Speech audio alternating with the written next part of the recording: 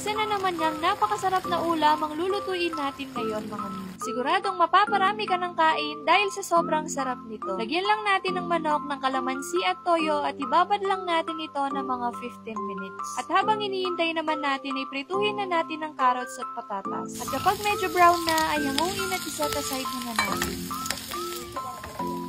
On the same pan ay lutuin lang natin ang manok hanggang sa maging brown ito.